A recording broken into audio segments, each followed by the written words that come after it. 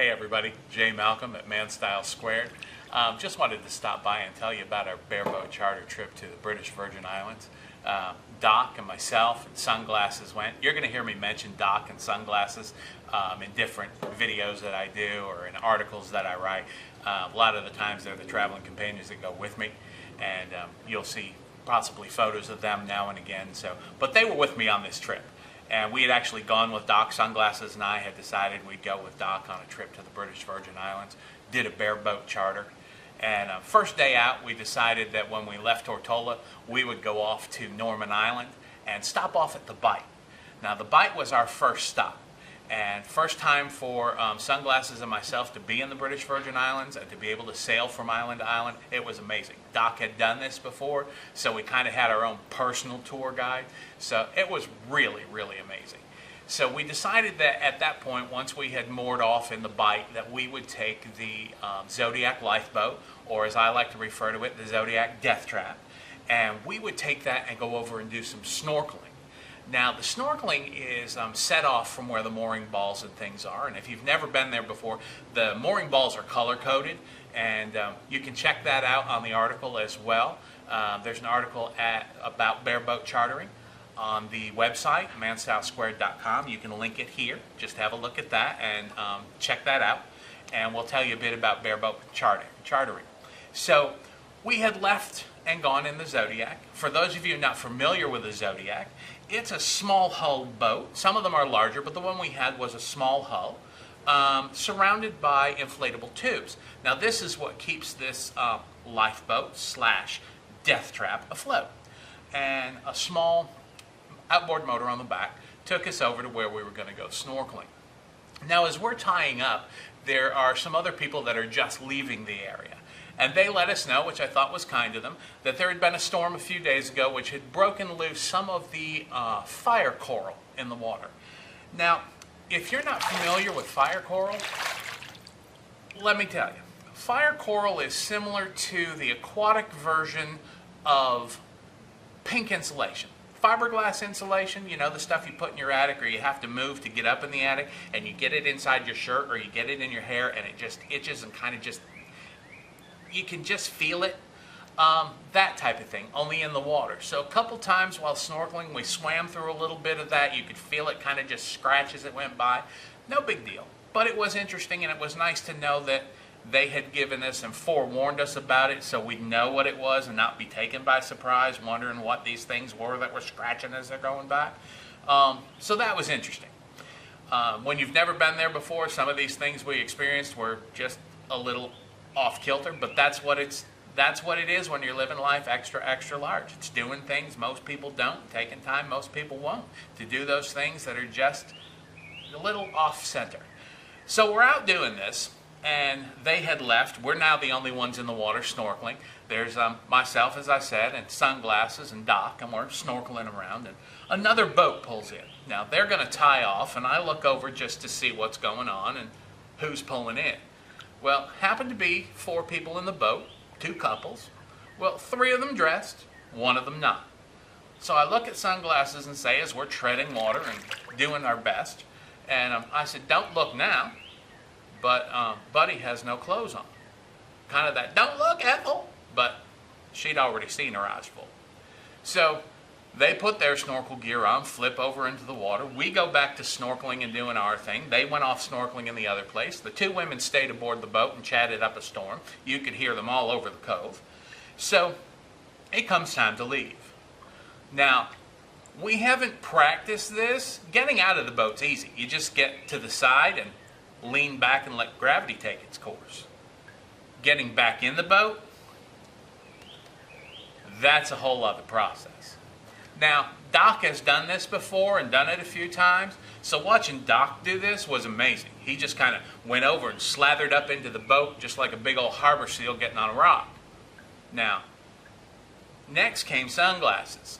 So she's getting ready to get herself out of the water, and she glides through the water like a dolphin over to the side and comes up like something out of SeaWorld.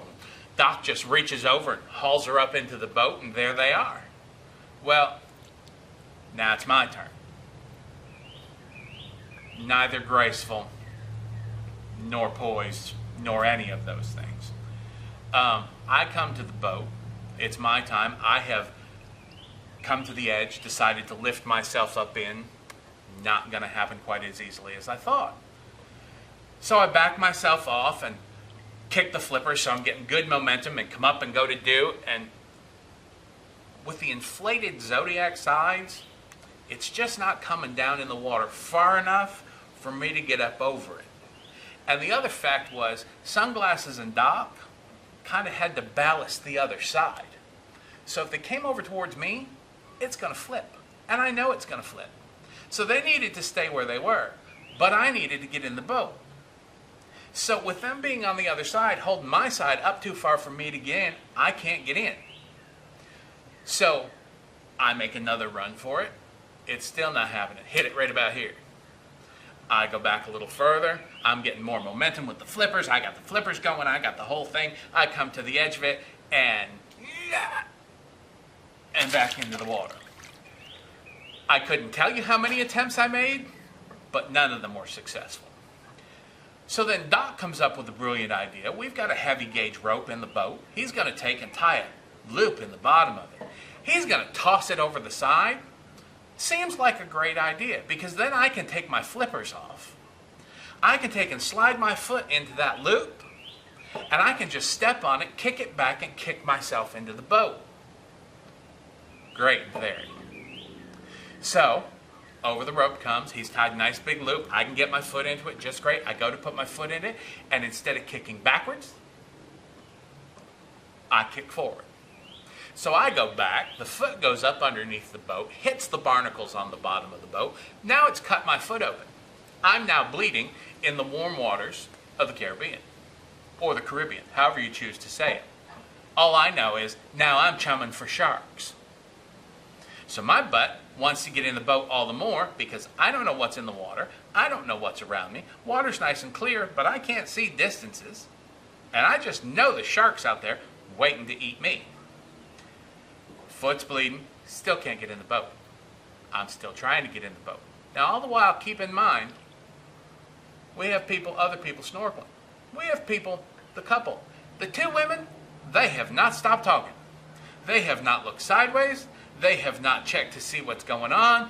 They have never stopped doing this the entire time they are sitting there. They are engaged in one another. I am engaged in getting my fat ass in the boat, and it ain't happening. So we make a couple more attempts with the rope. It still ain't happening. I finally look at Doc and say, you know what? Just tie me with the rope, tow me back to the boat like Greenpeace hauling a whale off of the beach. He thinks better of it and says no. Well, out of the corner of my eye at this point, I can see over there, Naked Guy and his friend are now coming back towards where we are. They're done snorkeling. And I know if they get close, they're going to offer to help. So now I really want to get in the boat. So I'm trying everything. I've put my flippers back on. I'm back. I'm making runs for it. I'm pleading with Doc, just tie me off and tow me back. He's saying no. They're getting closer. I'm pleading. The two of them, Doc and Sunglasses, are in a glee inside the boat laughing. Because they know, like I know, as soon as the Naked Guy gets close enough, he's going to offer to help. And you know what? Sure enough, all of a sudden I hear from just off in the distance, "Oh, do you need some help?" And I'm thinking at this point, I would like to enjoy the rest of my trip. I don't want to be eaten by a shark because now the foot's still bleeding and I'm still chumming for sharks. So you know what? I'm going to take help from anybody. I don't care how clothed or unclothed they are. So within the first hour and a half of being in the BVIs and living life extra, extra large, I have got this arm around one naked Frenchman and his buddy on this side of me, and they are crossing their hands in front of them so I can step on and get up into the boat. Naked man, his friend, the only way my butt, extra, extra large, living backside, is going to get back into that death trap. Sure enough, I step up, they give me a flip, and as I'm going, the last kiss of thank you I say is a foot to the side of the Frenchman's head. I walloped him with my size 13 and almost knocked him out. but he got me back in the boat. And sometimes that's all you need to worry about. I didn't care what clothes he had on or off. I didn't care whether the other guy was naked or not. I was back in the boat. I was safe. I was no longer chumming sharks. This is Jay Malcolm for Man Style Squared. Get out there and start living life extra, extra large. Find your own naked Frenchman.